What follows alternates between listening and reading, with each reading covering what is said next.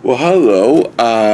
It's part two, and I just watched Wallace on 60 Minutes, and he passed away in 2012. Sorry to hear that. I would have liked to have been interviewed by him, although I'm not really particularly, as good as some of the interviewers, he's interviewed. But it would have been a delight to interview him. So why is college expensive?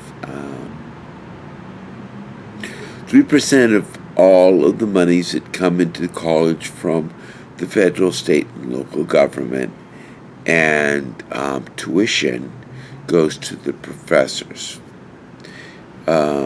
So a typical class across the United States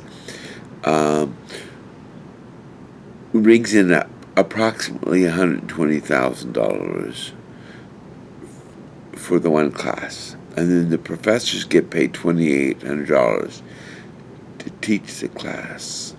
My question is, what happened to the $117,000? So we have another problem in education besides student debt and the salaries of adjuncts and professors. Another problem that we have is that learning modality. When students listen to a lecture, they retain 5 to 10% of whatever the teacher is talking about. That's why Mom repeats herself 7, 8 times.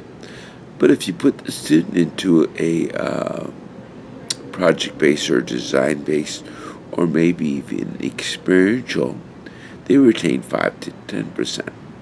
So I think a wonderful solution to the problem of college education,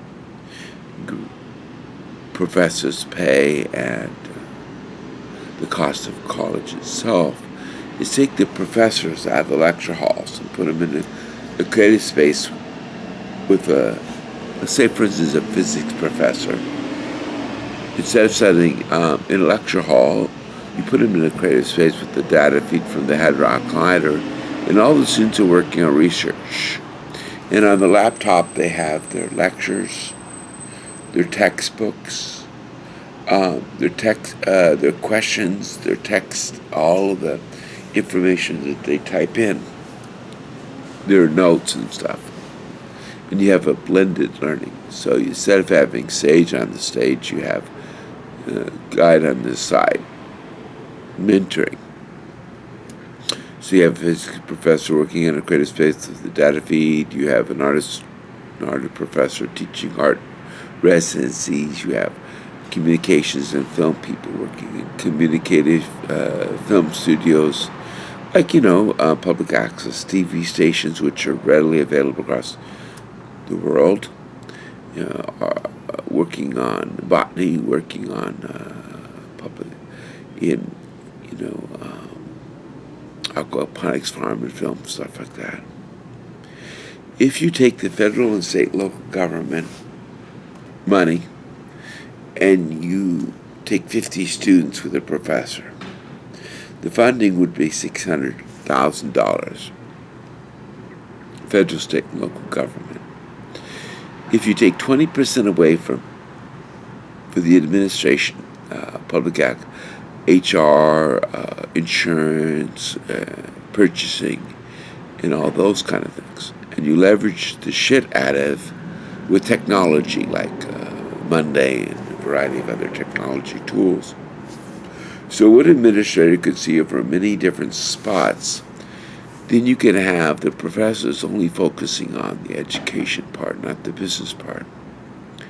And you can have the students working on research like the warp drive and artist residencies and film projects and maker spaces and things of that nature. So you have a learning modality at 50%.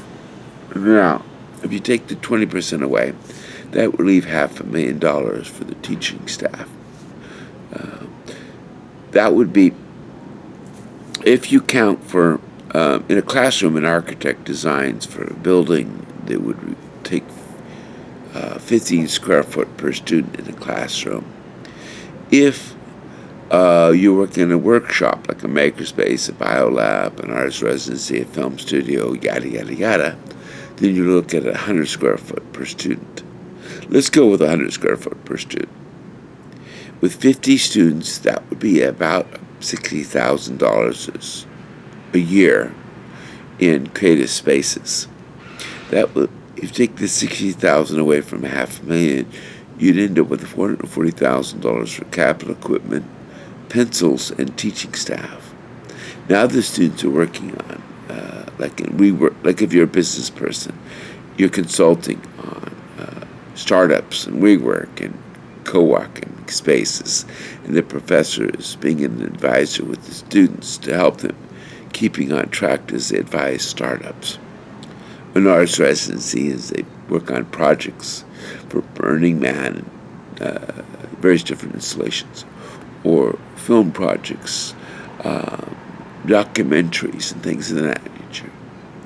Then you end up with free education, a higher learning modality at 50%, project-based, design-based, and experiential. And the students rotate from one creative space to another. Say, for instance, if you're in a makerspace, 1 month you might be in South Dakota with a paleontologist digging out of T-Rex. Another month you might be in Gettysburg, studying with a Civil War historian, studying Civil War history, going camping out at all the Civil War battle sites with the same monies at the federal, state, local government. So there would be no cost, no tuition. This would be under the budget of the federal, state, and local government, and you have experiential. I think this is the future of education. If you look at World Mentoring Academy or edX, which is Harvard and MIT's platform, you'll see all of the complementary course materials available for blended learning. This would be a far wonderful, more enriching environment. Leave your comments. Please subscribe to my channel. I have 4 viewers from the last channel. And actually, if I even have 1 viewer, I'm really happy that I've talked to 1 person. I know I'm not much of a personality, but I really, truly have a passion for education, and I would like to solve the education in the United States and the rest of the world. Thank you very much. Subscribe to my channel, Homeless Educator, and Clowning AR, as we work to solve these very important problems. Thank you very much. Bye-bye.